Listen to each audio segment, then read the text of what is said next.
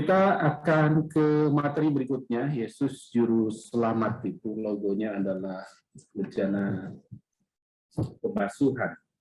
Kita akan mendengarkan pemaparan ini dari hambanya, Bapak Pendeta Margen Lenjo MABS selaku Wakil Ketua Daerah GKI Kota Balikpapan.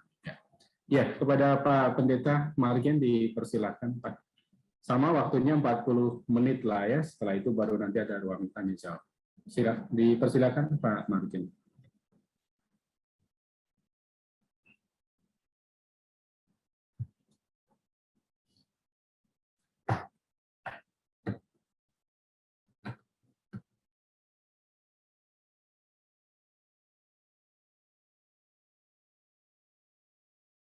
Masih di mute, Pak. Oke. Iya, oke. Dengar, Pak? Tangkas? Mantap. Oke. Ya, shalom. Shalom, Pak. Ya, pertama-tama tentunya saya menyampaikan terima kasih buat penghormatan yang diberikan oleh Komisi Pendidikan dan PWJ ya untuk saya malam hari ini untuk menyampaikan sesuatu sehubungan dengan materi yang dibagikan kepada saya, yaitu Yesus Pengudus. Ya, Bapak Ibu Saudara, malam ini saya tidak mempersiapkan ayat yang bisa ditampilkan, tetapi saya hanya akan membaca untuk mempermudah kita. Tentunya beda dengan yang Pak Mika sampaikan tadi dengan semua referensi ayat-ayatnya, tapi saya akan menyampaikannya dalam sedikit agak semi khotbah ya. Bagian yang menjadi bagian saya malam hari ini yaitu gambar bejana pembasuh dengan pemahaman Yesus Kristus Pengudus kita. Waktu memikirkan apa yang mau saya sampaikan dalam hubungan dengan bejana pembasuh ini, saya berpikir bahwa yang hadir dalam webinar kita tidak hanya mereka yang punya latar belakang teologi, tetapi juga saya tahu ada jemaat-jemaat Tuhan yang mungkin pemahamannya cukup sederhana, sehingga saya juga tidak berpikir tadi untuk memilih ayat-ayat dengan referensi dan bahasa aslinya. Bukan berarti tidak baik, itu juga baik sekali, tetapi saya ingin simple saja karena memang waktu yang disiapkan untuk kita diberikan kepada kami cukup singkat. Ya, Bapak Ibu, peserta webinar yang dikasih oleh Tuhan Yesus Kristus, Yesus Kristus Pengudus kita, itu rupanya diambil dari berbagai ayat dalam firman Tuhan. Salah satu di antaranya yang saya temukan sebagai dasar mengapa disebut Yesus Pengudus, itu salah satu ya, di 1 Tesalonika pasal 5 ayat 23 dan 24. Saya akan bacakannya, demikian firman Tuhan, 1 Tesalonika pasal 5 ayat 23 sampai 24. Semoga Allah damai sejahtera menguduskan kamu seluruhnya, dan semoga roh, jiwa, dan tubuhmu terpelihara sempurna dengan tak bercacat pada kedatangan Yesus Kristus Tuhan kita. Ia yang memanggil kamu adalah setia, ia juga akan menggenapinya. Dari ayat ini salah satu saja, sudah membicarakan kepada kita bahwa Allah adalah pengudus kita. Kalau kita bicara Allah pengudus kita, ya pasti ada kaitannya dengan Kristus Yesus yang mengeksekusi, yang melaksanakan tugas pengudusan itu dengan memberikan dirinya.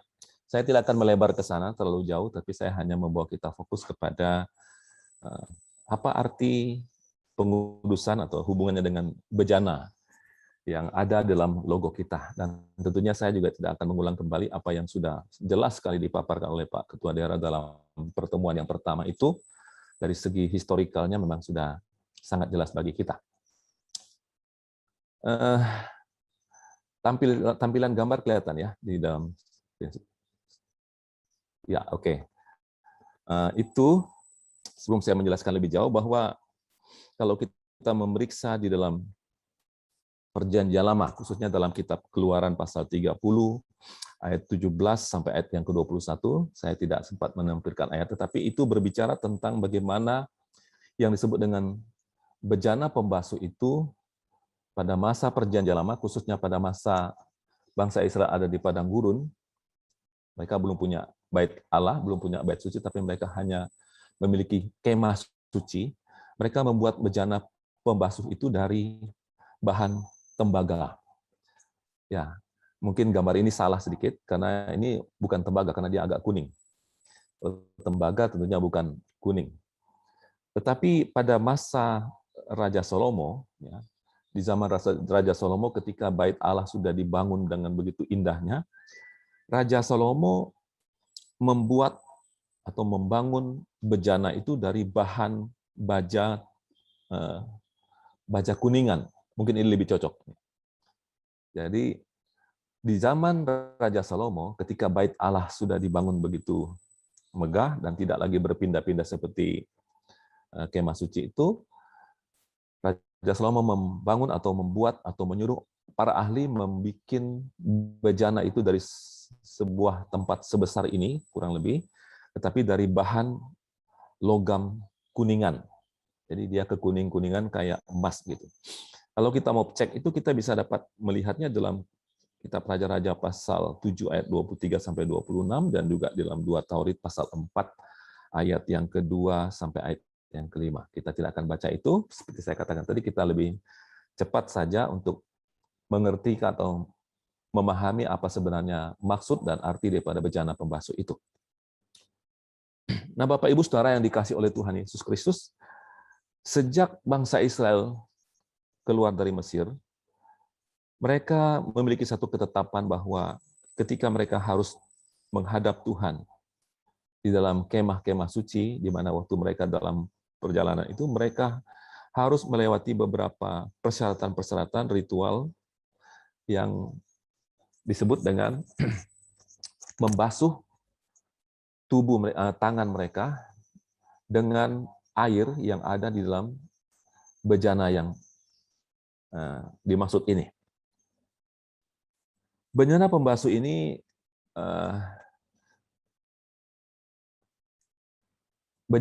ini bukan masalah bejananya ya, tapi kalau saya menganalisanya ini bukan masalah bejana, tapi air yang di dalam bejana ini yang membasuh tangan setiap orang yang akan datang beribadah kepada Tuhan, sembahyang kepada Tuhan, dan tidak terkecuali juga imam-imam atau imam besar harus mencuci tangannya terlebih dahulu sebelum mereka melaksanakan ibadah di dalam kemah suci itu. Demikian juga yang terjadi dalam masa Raja Salomo ketika bait Allah sudah dibangun. Nah, Bapak Ibu, Saudara yang dikasih oleh Tuhan Yesus Kristus, kenapa mereka harus membasuh tangan? Konsep membasuh tangan ini memang adalah merupakan sesuatu aturan mutlak yang Tuhan bicarakan kepada Nabi Musa. Kita tahu waktu Musa berbicara dengan Tuhan di Gunung Sinai, karena Allah hadir di situ, Allah berkata kepada Nabi Musa, tanggalkan kasutmu, karena tempat ini kudus. Nah, konsep itulah yang terus dibawa oleh bangsa Israel dalam ritual ibadah mereka, sehingga dalam kemah suci atau dalam bait Allah pun membasuh tangan, membasuh kaki ini merupakan sesuatu yang mutlak perlu. Karena ketika harus menghadap Tuhan, tidak boleh ada kenajisan, tidak boleh ada noda, sehingga simbolnya mereka mencuci tangan atau mencuci kaki dan mencuci muka mereka. Mungkin kalau kita lihat saudara-saudara kita dari kaum muslim, mungkin yang itu disebut dengan berwuduh ya, berwuduh seperti itu. Tetapi bukan ini yang dimaksudkan dalam konsep ibadah orang Israel. Tapi mereka harus mencuci tangan, mencuci kaki, mencuci muka karena pemahaman mereka bahwa mereka sedang berhadapan dengan Sang Maha Kudus, Allah yang Maha Suci. Kita juga bisa menemukan bahwa di dalam aturan-aturan tambahan yang dibuat oleh orang-orang Yahudi, orang Israel, yaitu ketika mereka dikatakan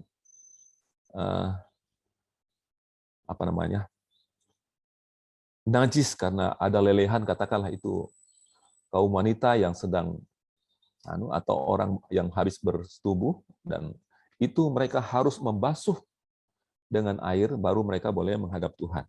Jadi ada aturan-aturan turunannya yang mengajar kepada mereka betapa kudusnya Tuhan itu, sehingga tidak boleh dihampiri dengan sembarang.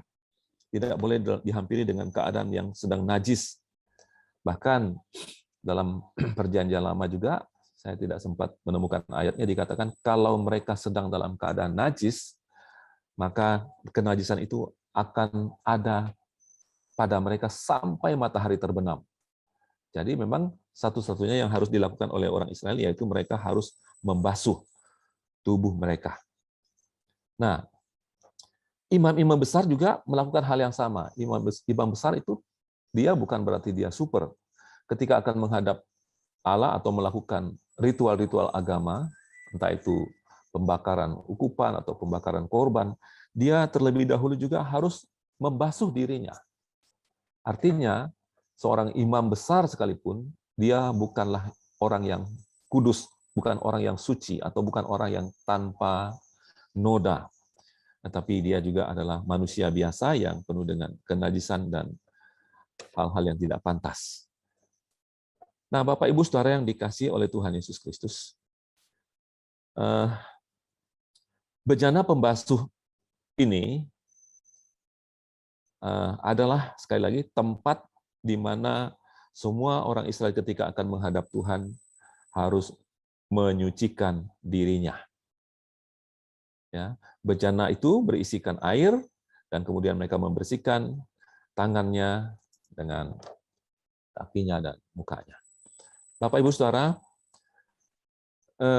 bejana pembasuh di dalam konsep Perjanjian Lama adalah sesuatu yang memang sifatnya lahiriah, ya, sifatnya fisik saja, karena menyangkut masalah materi yang terbuat dari benda yang menampung air kemudian menjadi sarana untuk mencuci tangan supaya tidak najis di hadapan Tuhan. Tetapi untuk kita ketahui bersama-sama bahwa dalam Perjanjian Baru kita akan melihat bahwa ritual-ritual yang dilakukan dalam tata ibadah orang Israel dalam masa Perjanjian Lama itu adalah merupakan sebuah persiapan atau sebuah persiapan untuk menyambut sebuah era baru, yaitu penggenapan di dalam tubuh atau di dalam diri Tuhan Yesus Kristus, di mana darah Yesus sendiri yang akan menjadi penebus atau menjadi pembasuh untuk menyucikan, untuk menguduskan, sehingga orang yang datang ke hadapan Allah hanya bisa disucikan, dikuduskan, dibasuh, dilayakkan menghadap Allah berdasarkan darah.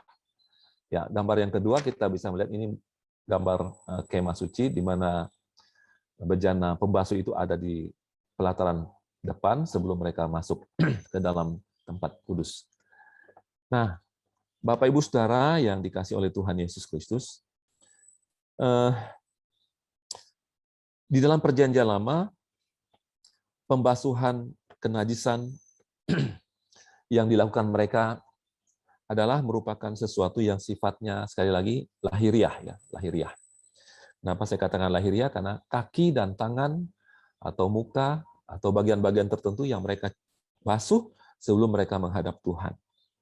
Sedangkan di dalam Perjanjian Baru kita temukan bahwa hal itu tidak dipraktekkan oleh Tuhan Yesus.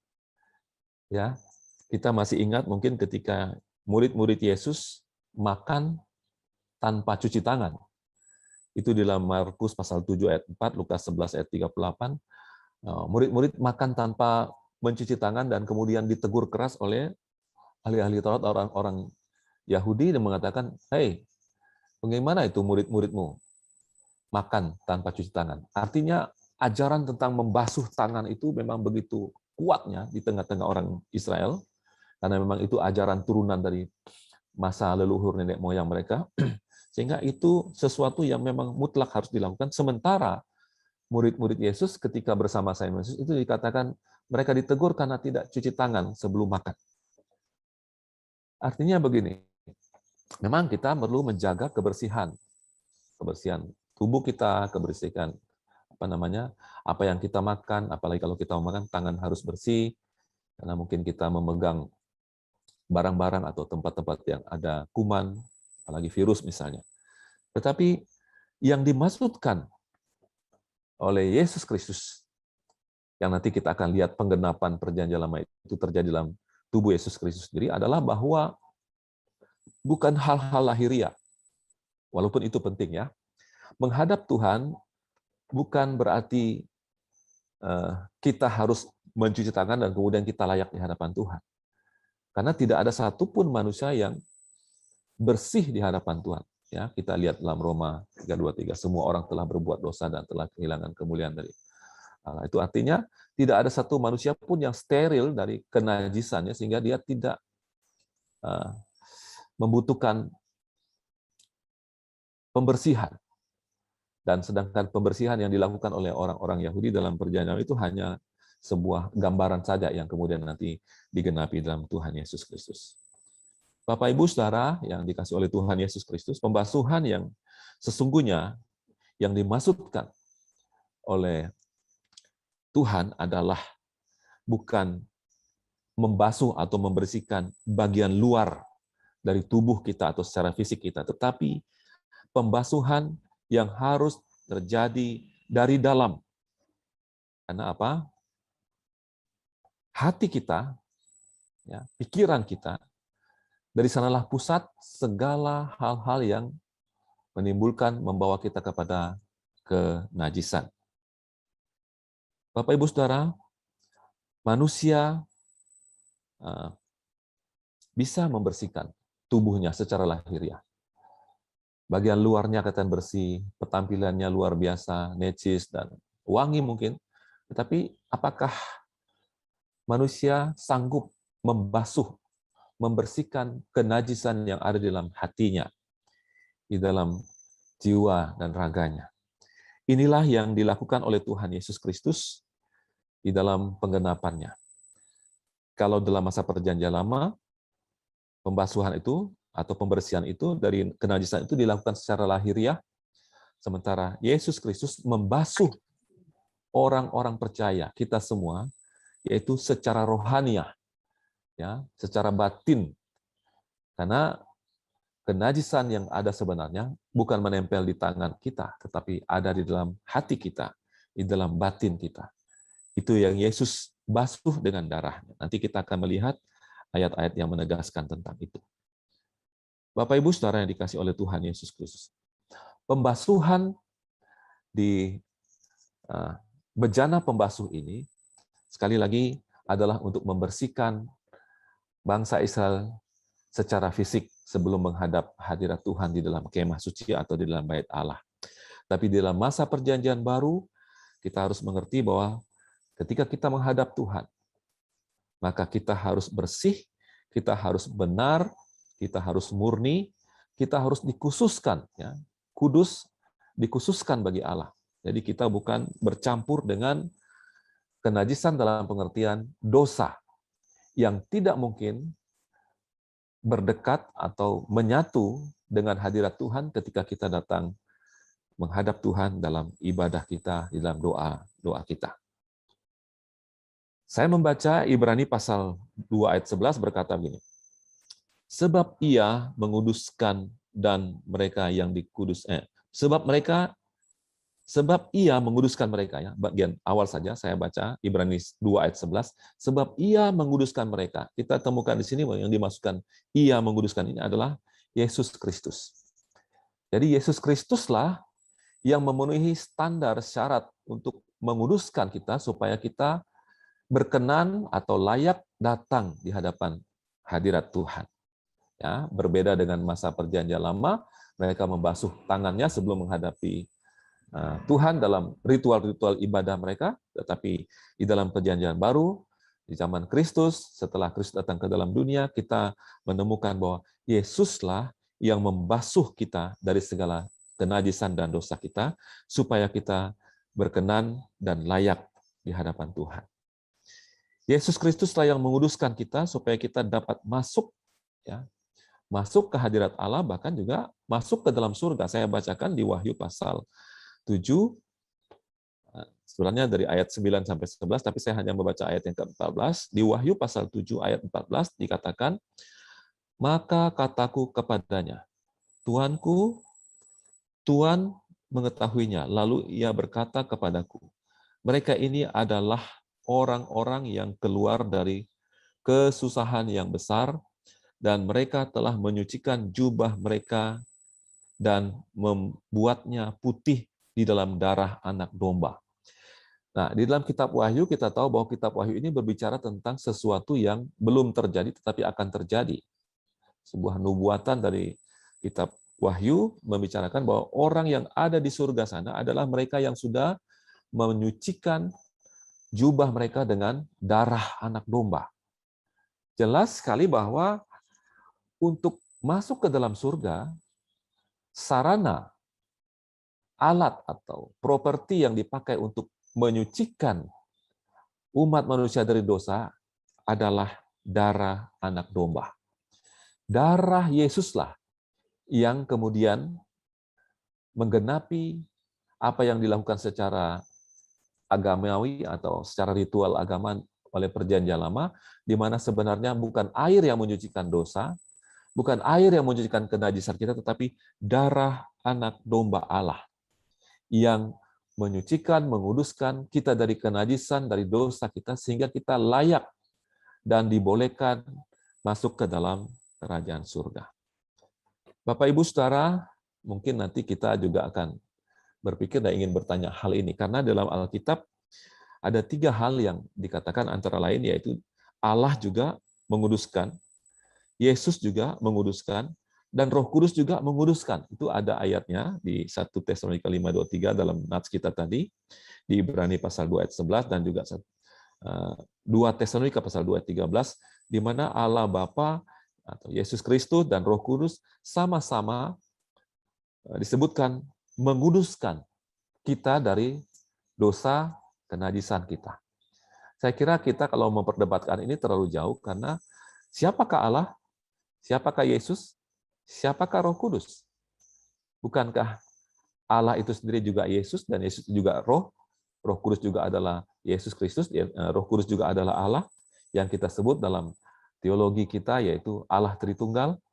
Jadi saya kira kita tidak perlu berpanjang lebar di situ, bahwa prinsipnya Allah Tritunggal itu adalah Allah yang sanggup menyucikan kita, menguduskan kita dengan kuasa darahnya, dengan otoritas yang ada padanya, bukan seperti apa yang dilakukan dalam simbol perjanjian lama, yaitu menyucikan kenajisan mereka dengan air yang ada di dalam bejana pembasuh tadi.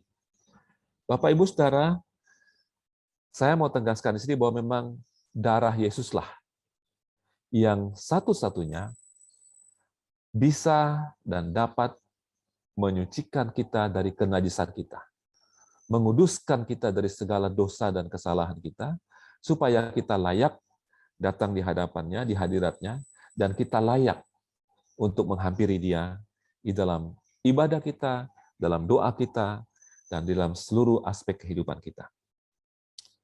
Bapak, Ibu, Saudara yang dikasihi oleh Tuhan Yesus Kristus, karena tanpa kekudusan, maka tidak mungkin kita melihat Allah, kata firman Tuhan, kan?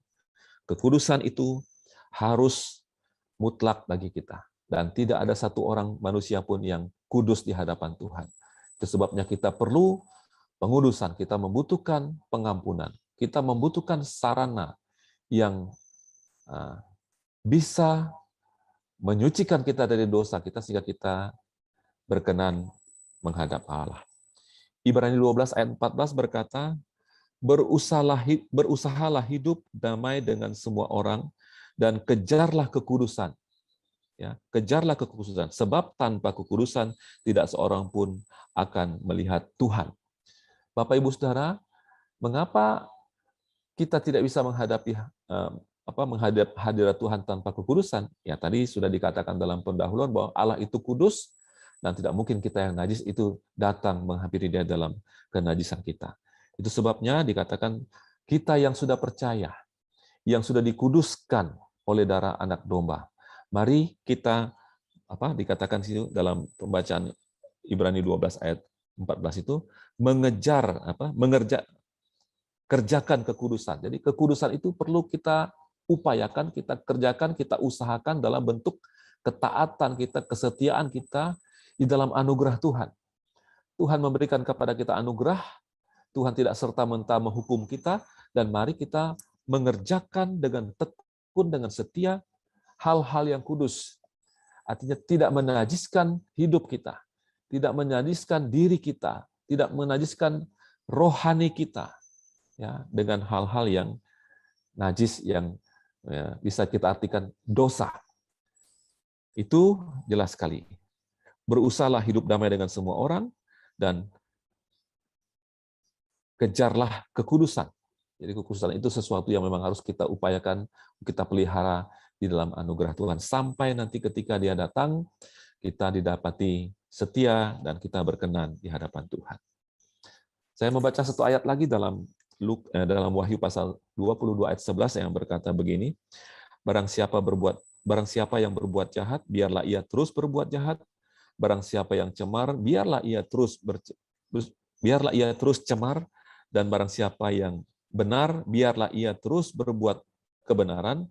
Barang siapa yang kudus, biarlah ia terus menguduskan dirinya. Ini juga ada kaitannya tentunya dengan Ibrani 12 ayat 14 tadi, yaitu kejarlah kekudusan, sedangkan dalam kitab Wahyu 22 ayat 11 ini dikatakan teruslah menguduskan dirimu. Ya, terus memelihara, terus mengusahakan supaya tetap kudus, tidak hidup, tidak bergelimang, tidak menceburkan diri dalam dosa, dan upaya-upaya seperti itu tentunya di dalam anugerah Tuhan. Tuhan akan memberikan kepada kita kemenangan dan terus kudus dalam kesetiaan ketaatan kita sampai waktu Kristus datang pada kali yang kedua. Bapak Ibu Saudara, tidak banyak yang saya mau sampaikan, tetapi ada satu ayat kunci yang mau saya bacakan untuk kita pada malam hari ini. Nanti kita juga akan mendengar bersama-sama bila ada yang ingin bertanya, dan tentu saya tidak sendiri ini, ada teman-teman hamba Tuhan juga yang tentu bisa membantu menjawab pertanyaan jika nanti ada pertanyaan mengenai bejana pembasuh yang kemudian tergenapi dalam darah Yesus Kristus yang menyucikan dan menguduskan kita dan melayakkan kita datang ke hadirat Tuhan. Saya membacakan firman Tuhan dalam 1 Yohanes pasal 1 ayat yang ke-7. Pertama Yohanes pasal 1 ayat yang ke-7. Demikian firman Tuhan. Tetapi jika kita hidup di dalam terang, sama seperti Dia ada di dalam terang, maka kita beroleh persekutuan seorang dengan yang lain. Dan darah Yesus, anaknya itu, menyucikan kita daripada segala dosa. Bapak, Ibu, Saudara, darah Yesus Kristus, anak Allah itu, yang menyucikan kita dari segala dosa kita. Jadi, ritual-ritual membasuh diri seperti apa yang dilakukan dalam perjanjian lama itu tidak lagi dilakukan oleh gereja, tidak lagi diteruskan oleh para rasul, dan tidak juga diajarkan oleh gereja kita, yaitu gereja Kemenjir. Karena apa? Satu-satunya pembasuh yang layak, yang berkuasa, dan sanggup menyucikan kita dari segala kenajisan dan dosa kita adalah darah Yesus Kristus, yang adalah anak domba Allah itu sendiri. Kalau saya memperhatikan di agama Hindu, dan ya agama Hindu khususnya memang ada upacara-upacara tertentu yang menggunakan sarana air suci. Mereka memercikkan air suci di umatnya yang sedang beribadah dengan pengertian bahwa mereka dibasuh dan disuci dengan percikan-percikan air suci itu. Bahkan juga dalam ajaran Hindu, karena kami cukup dekat dengan beberapa saudara-saudara kita dari umat Hindu, dalam hari-hari raya tertentu mereka di halaman rumahnya, di tempat mana mereka melakukan ibadah-ibadah di depan rumah mereka itu mereka mengadu ayam, atau di pura mereka adu ayam jantan dengan pisau yang tajam, dan salah satu ayam itu pasti akan luka dan akan mati dan akan menumpahkan darah. Dan darah yang tertumpah itu juga ada konsep menyucikan mereka dari dosa, dan juga darah itu akan menghindarkan mereka daripada hal-hal yang buruk. Tetapi Bapak Ibu Saudara, itu air suci yang diambil dari bumi juga. Kalau darah ayam ya darah binatang juga. Tetapi kita tentunya memiliki penyucian media pengudusan yang memang benar-benar dari Tuhan, yaitu darah Yesus Kristus, yaitu darah anak domba Allah yang sudah tercurah di kayu salib. Yang semua itu diberikan agar kita yang najis, kita yang berdosa, kita yang tidak layak dan tidak mungkin masuk ke dalam kerajaan surga, telah diberikan sebuah jaminan bahwa ketika kita percaya, maka segala dosa, najis, dan kelemahan kita dikuduskan, dibersihkan, dan kita layak menjadi warga kerajaan Allah. Bapak Ibu Saudara, saya kira itulah paparan saya yang sederhana malam hari ini. Mohon maaf jika nanti memang ada yang akan bertanya, kita akan coba bersama-sama untuk menjawabnya. Tetapi kalau tidak ada yang perlu bertanya karena cukup jelas, ya saya kira tidak perlu juga kita bertanya. Demikian, saya kembalikan kepada Pak Supangat sebagai moderator. Terima kasih, Tuhan memberkati kita. Ya, baik, terima kasih Bapak Pendeta Margen Ronjau untuk pemaparan untuk kita semuanya. Bapak Ibu, sebelum ke sesi berikutnya dan ada pertanyaan, mungkin kita kasih aplaus dulu ya untuk kedua hamba Tuhan ini. Ya, boleh tepuk tangan lah di sana, biar walaupun nggak terdengar ya suaranya. Kita bersyukur ada tambahan ilmu, ada bekal yang kita boleh peroleh pada malam hari ini. Dan sekali lagi Bapak Ibu yang mau bertanya lewat chat, silakan. Dan nanti setelah ini yang mau bertanya nanti boleh raise hand ya. Jadi siapa yang terlihat raise hand kita persilakan, baru nanti mengajukan pertanyaan secara singkat, padat, dan langsung saja ya, untuk poin saja. Ada tadi yang tanya-tanya katanya, bagaimana kalau kita foto dulu sebelum berakhir, gitu kan? Boleh lah ya kita ambil foto dulu Bapak Ibu. Boleh. Ya, berikutnya nanti mungkin ada keperluan lain. Jadi Bapak Ibu boleh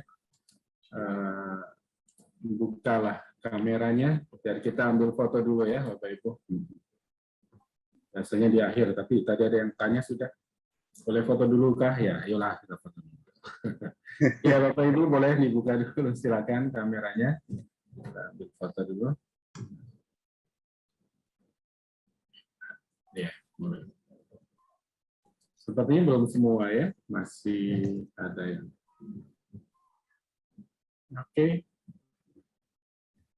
Sudah semua ini ya, atau masih boleh lah ya, yang sekarang ada diambil dulu, nanti siapa tahu masih lupa tadi, belum sisir ya.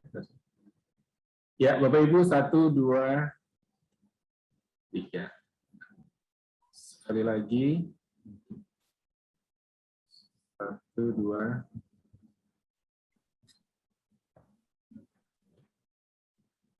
Oke. Sebentar Bapak, itu kayaknya agak error. Oke. Mantap. Sudah dapat semua? Sudah, oke, sip, mantap. Ya, silakan Bapak Ibu yang mau menyampaikan.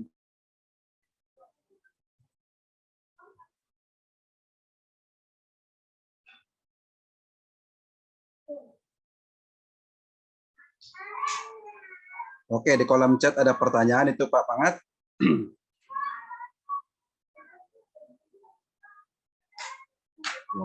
Pas Pangat jaringan hilang kayak ini.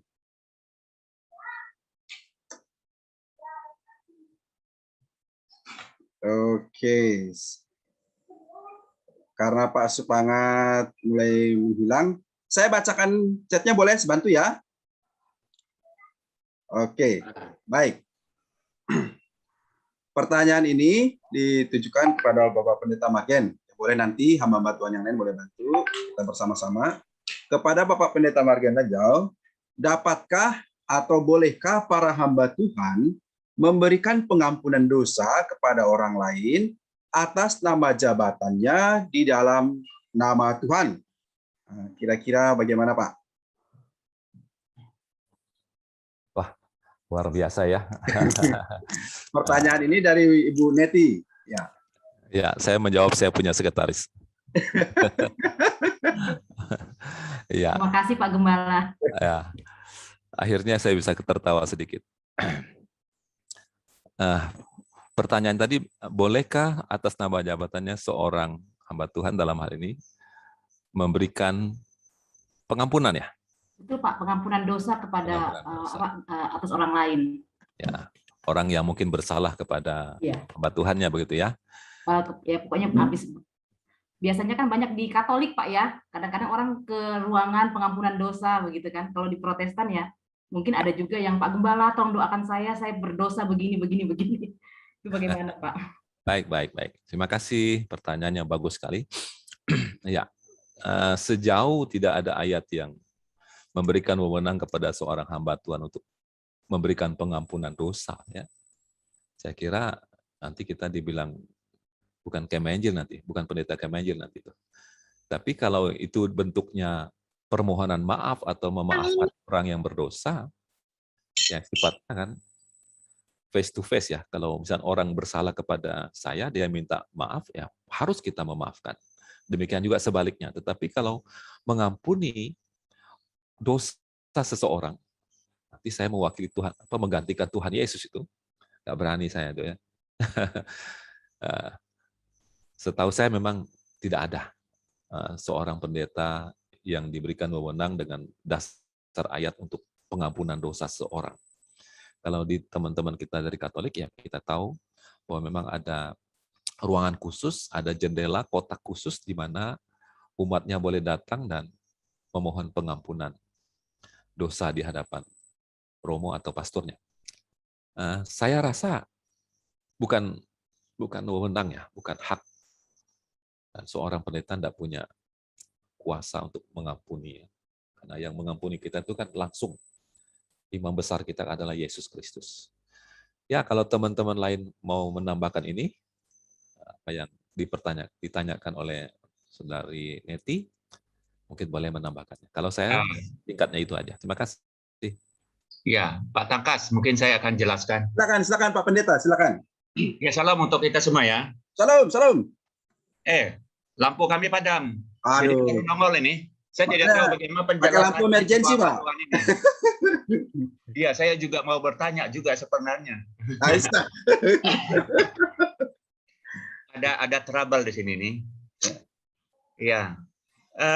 Berkaitan dengan pertanyaan Ibu Neti tadi itu ya mungkin kalau kita melihat sebenarnya kita tidak mau jelaskan itu. Ini kan waktunya terlalu mepet. Kalau Katolik itu ada 7 sakramen yang mereka pegang. Gereja Protestan itu 2 sakramen itu saja yang harus kita pahami. Ya, salah satu sakramen yang mereka buat itu adalah pengampunan itu. Jadi romo atau paus yang ada di atas sana itu dapat mengampuni dia punya umat itu seperti itu.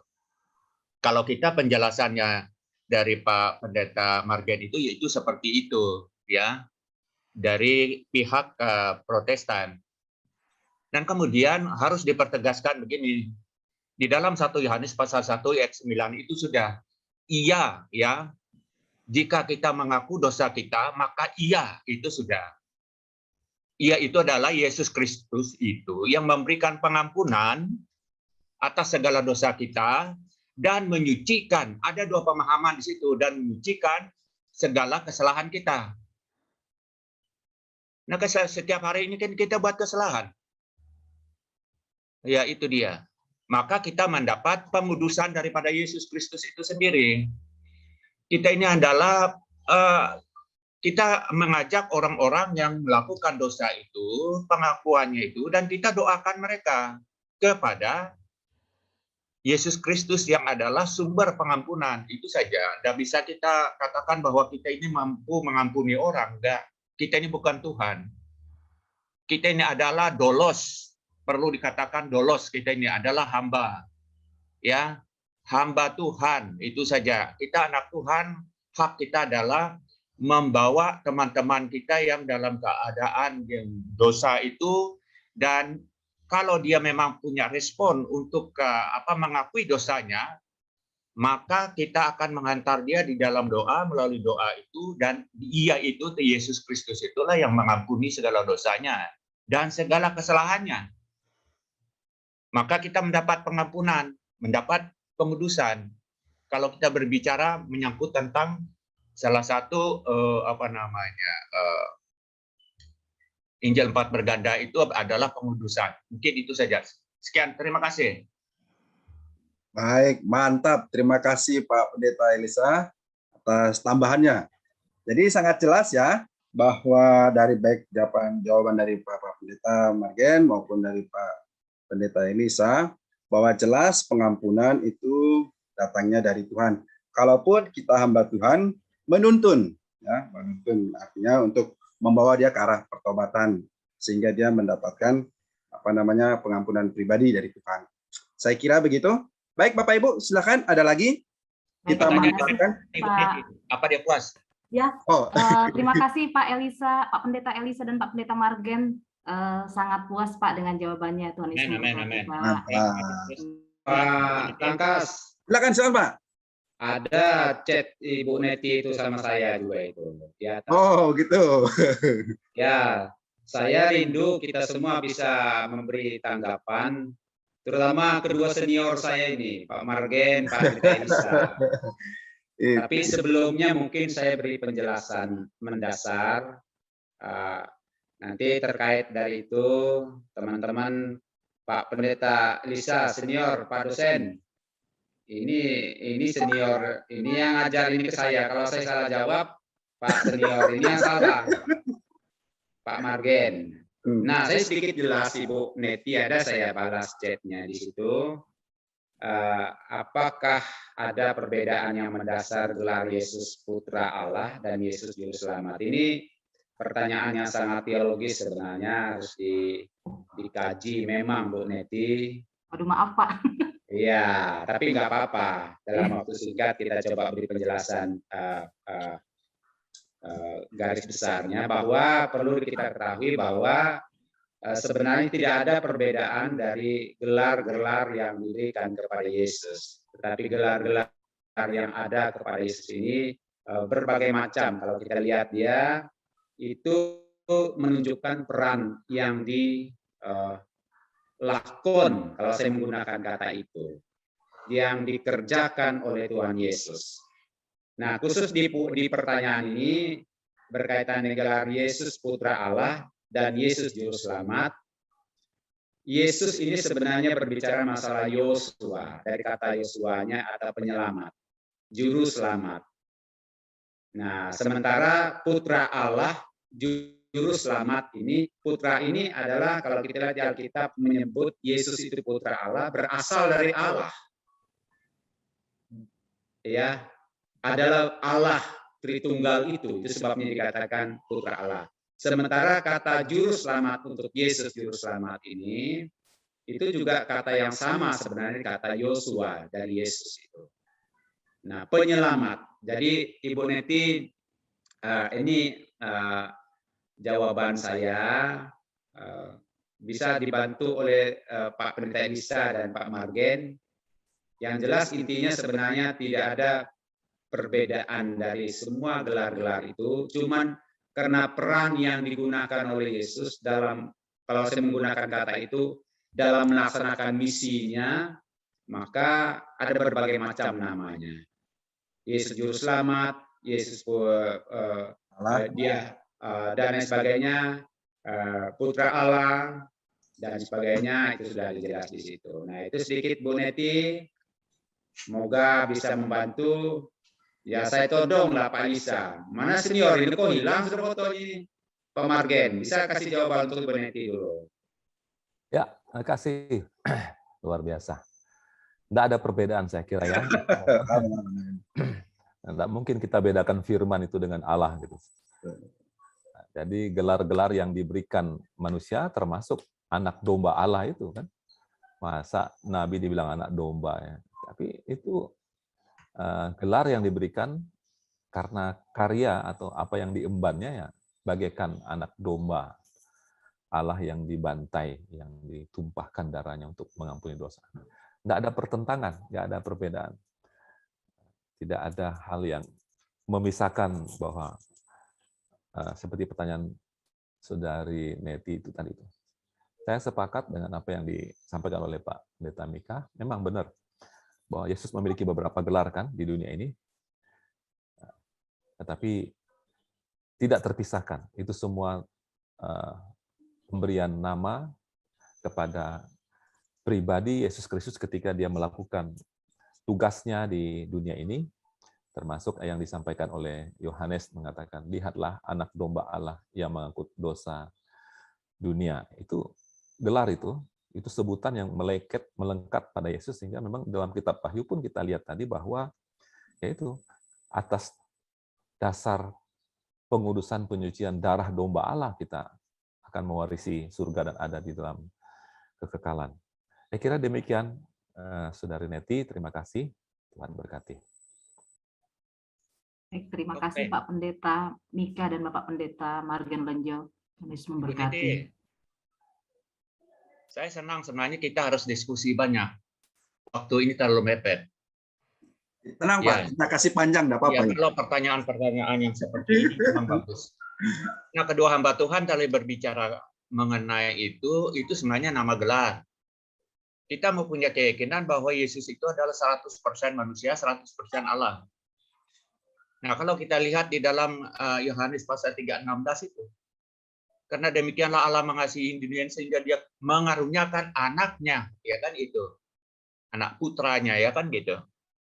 Anak di situ itu kan tidak jelas apakah perempuan atau laki, tetapi dia putra Allah, jadi jelas kan itu. Gendernya sudah jelas gitu, seperti itu.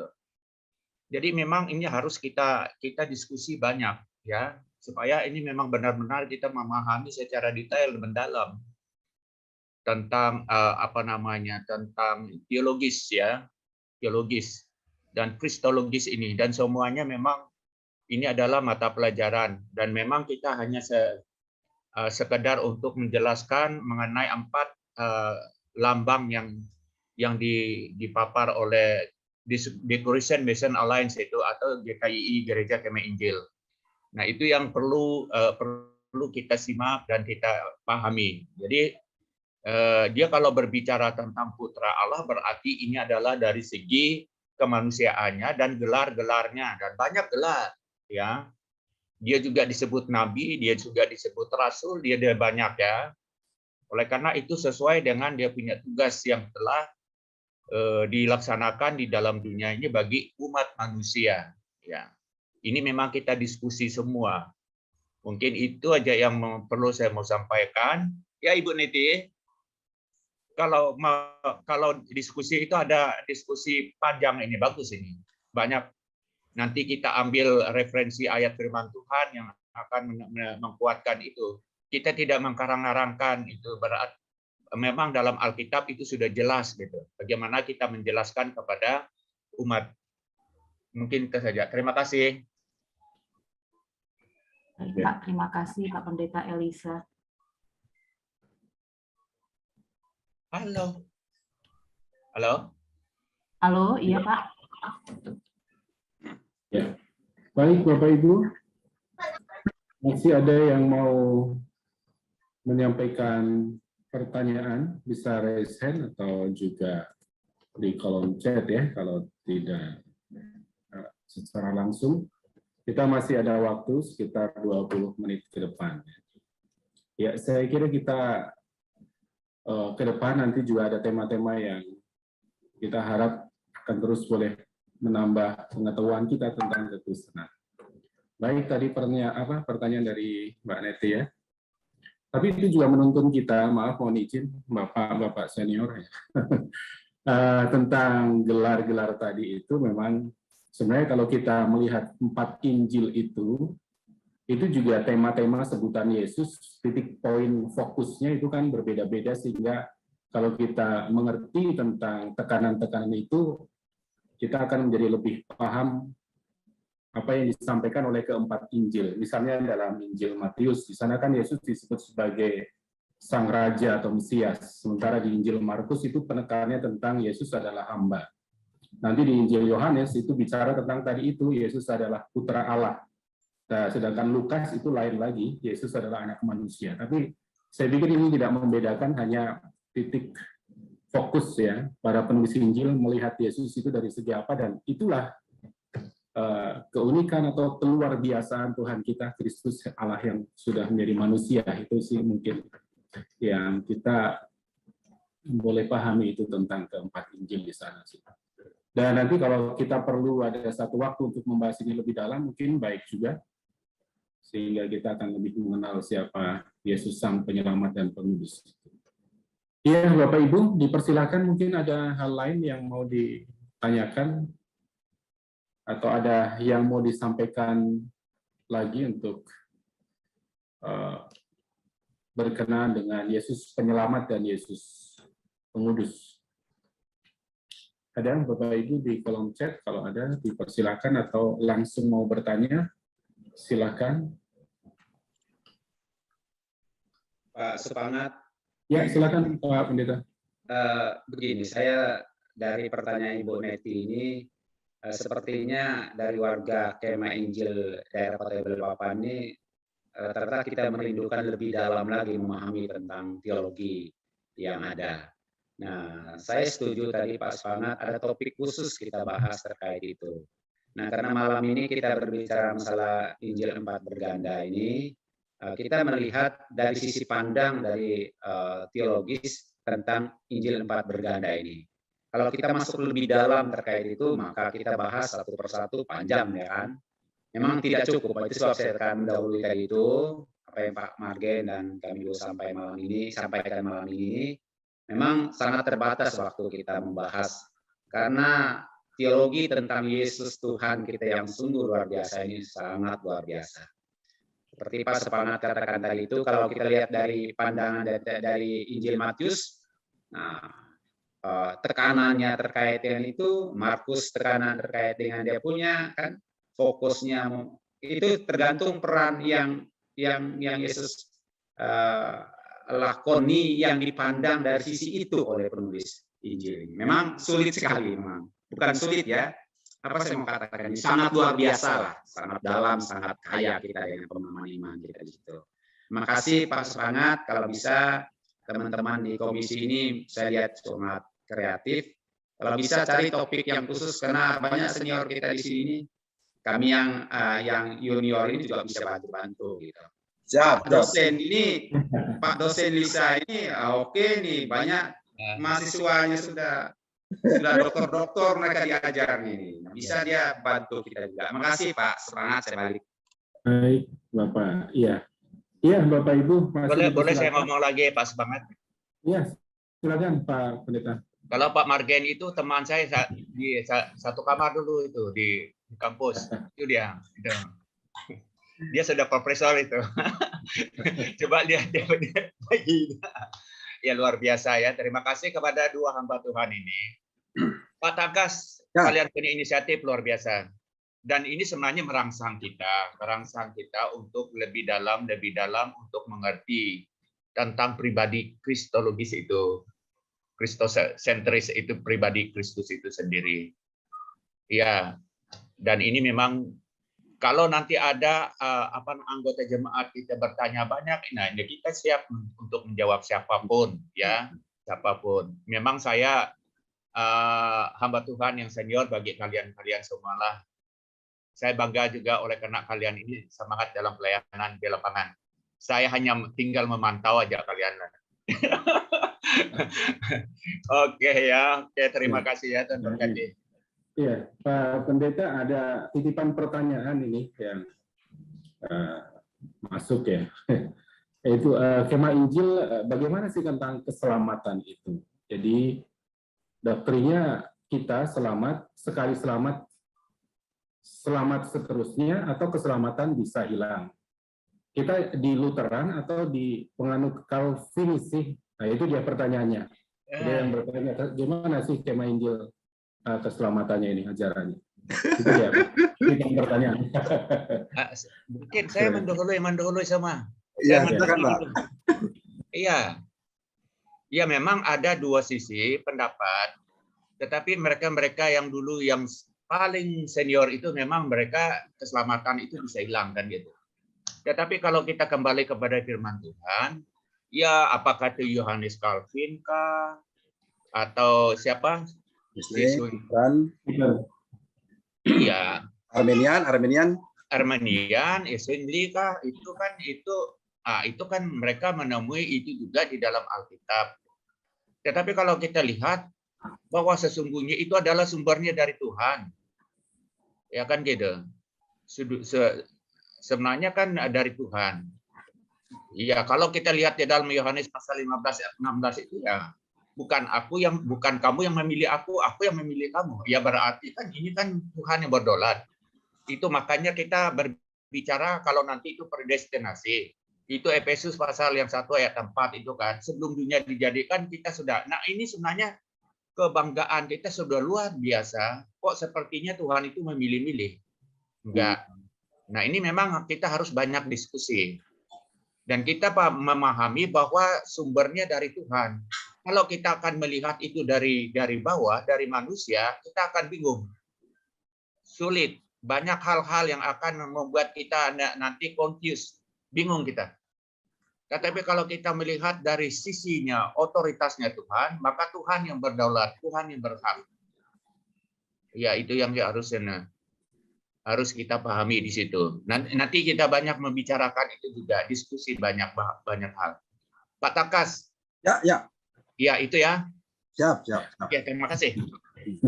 Bagaimana Pak Pangat? Pak Marjan atau Pak Mika mungkin mau... Ya, saya kira kita sudah melenceng jauh daripada ternyata menarik. Teologi itu menarik sekali. Betul. Ya, kalau kita mau mengeneralisir bilang skema Injil di posisi mana, saya kira belum ada juga di peraturan gereja anggaran dasar yang bilang tentang Calvinis atau apa kan gitu. Masing-masing juga dengan tiap-tiapnya itu. Tapi semuanya berdasarkan ayat firman Tuhan. Seperti misalnya dipilih sebelum dunia dijadikan, itu kan memang firman Tuhan juga. Tapi ketika nanti diterapkan oleh orang awam, ya nggak usah lah kita terlalu setia sama Tuhan. Kita sudah diselamatkan sejak kita dari rahim ibu kan. Jadi ini yang perlu kita diskusikan. Nanti mungkin topiknya khusus lah supaya kita punya. Betul, setuju. Nah, makasih. Baik. Mas Pangat, Ya. sekali selamat, skema Injil menganut yang mana? Sekali selamat tetap selamat atau keselamatan bisa hilang?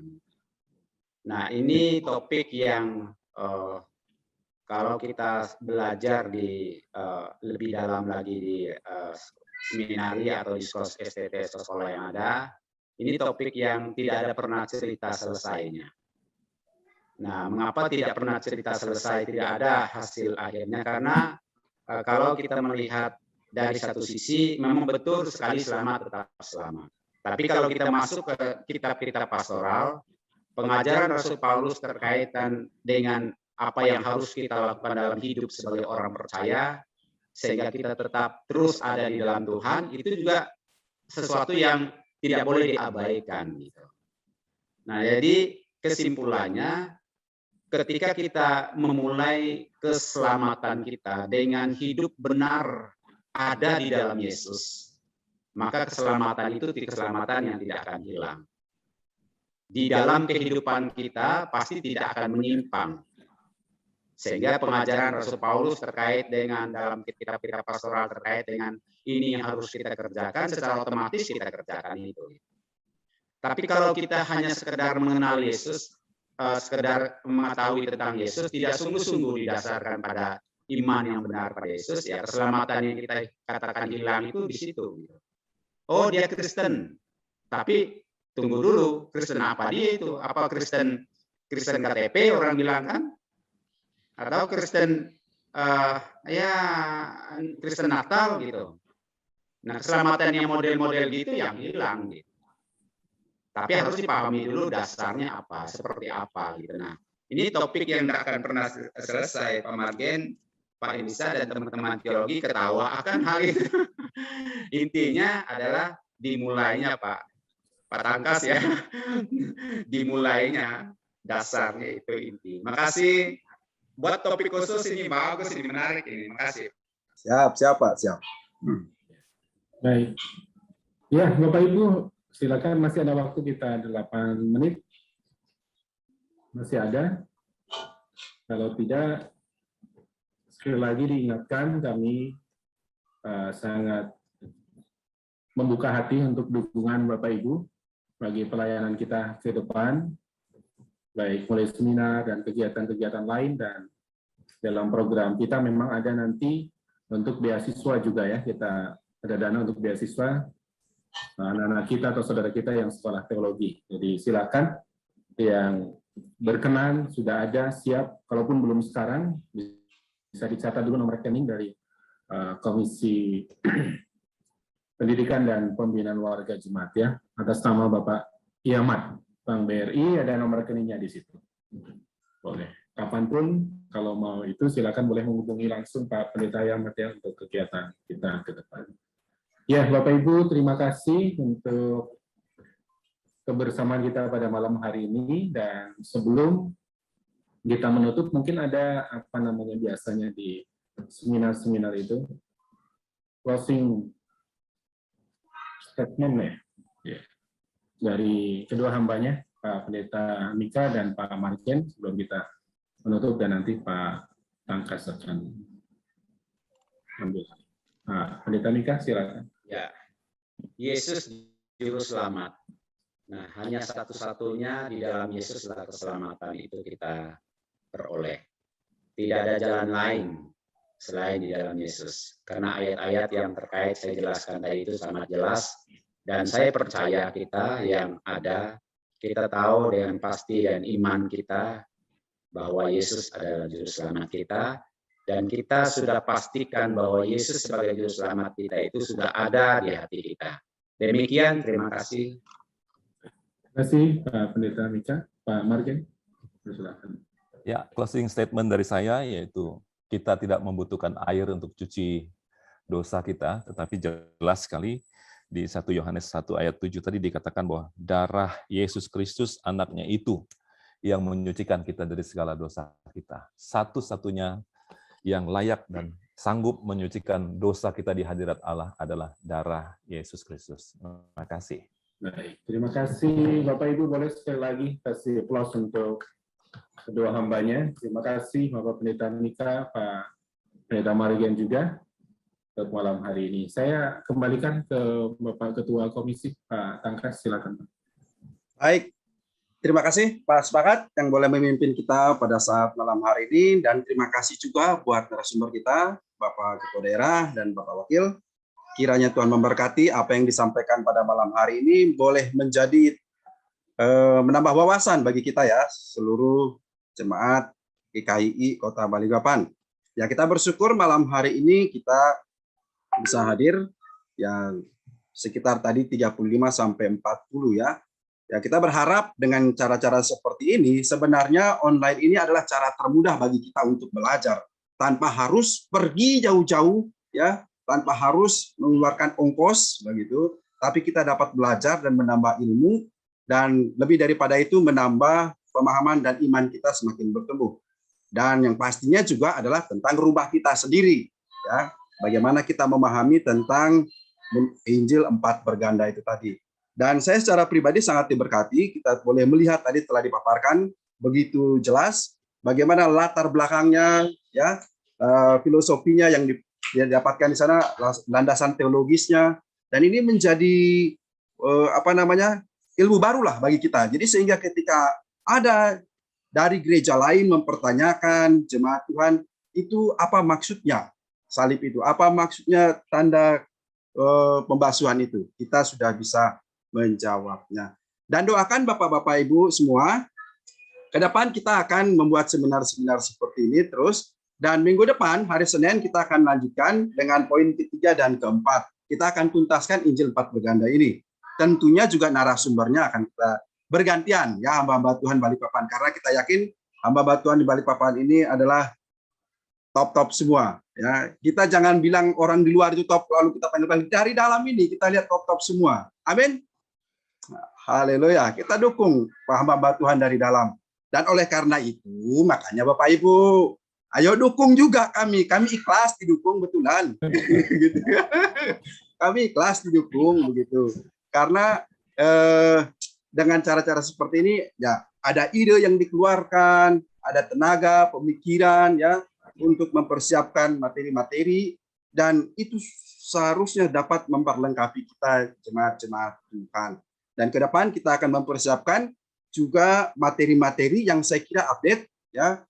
Kita bisa belajar tentang dari perjanjian lama seperti apa, ya satu topik tertentu kita akan belajar perjanjian baru seperti apa. Apalagi tadi tentang gelar Yesus Kristus yang 4 itu kita bisa bahas itu.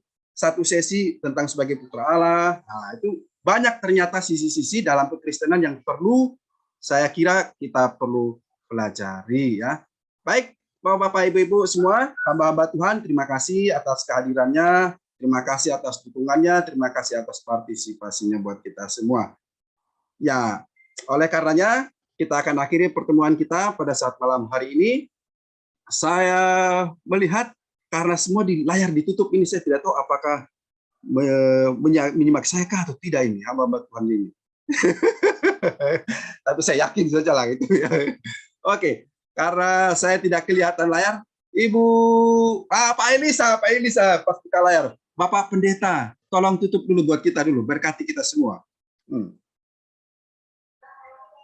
Baik, kita ambil waktu untuk berdoa, mengucap syukur oleh karena Tuhan sudah menolong kita dalam diskusi yang begitu bagus ini.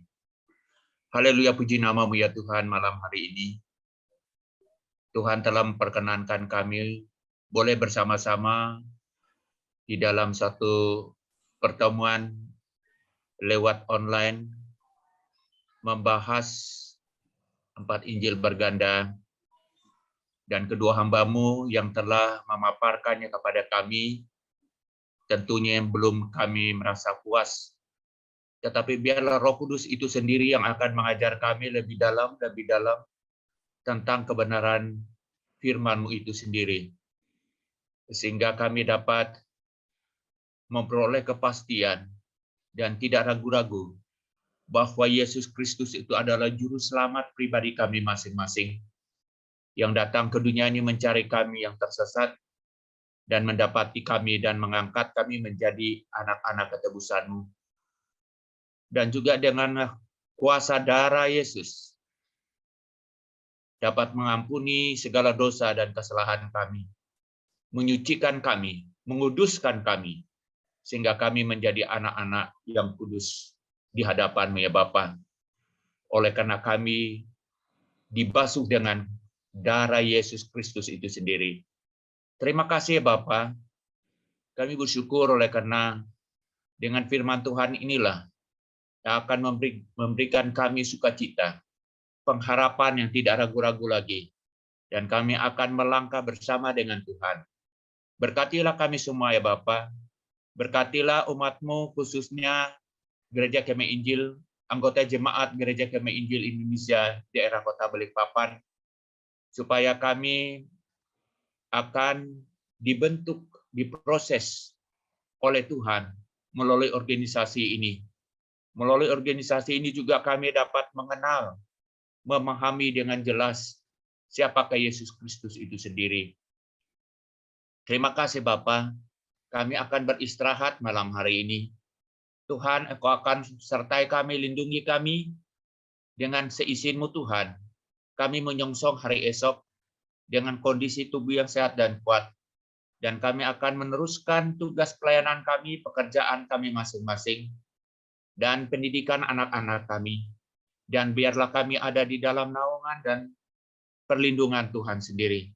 Terima kasih Bapa. Ini doa dan permohonan kami yang dapat kami mau sampaikan kehadirat-Mu pada malam hari ini. Kami alaskan semuanya hanya di dalam nama Allah Bapa, Putra, dan Roh Kudus. Amin. Terima kasih Bapak Pendeta Elisa. Dan terima kasih buat Bapak Pendeta Mika, Pak Pendeta Margen yang boleh menjadi berkat bagi kita. Dan terima kasih Bapak-bapak semua, Ibu-ibu semua yang boleh hadir. Tuhan Yesus berkati. Tuhan berkati semua. Tuhan berkati semua ya. Terima kasih. Sampai jumpa di seminar Sampai berikutnya ya. Tuhan berkati semua. Pak Pendeta sama Terima kasih. kasih semuanya. Ibu, Semangat, semangat. Haleluya. Terima kasih semuanya. Bapak berkati sehat selalu. Semangat, yang semangat ya.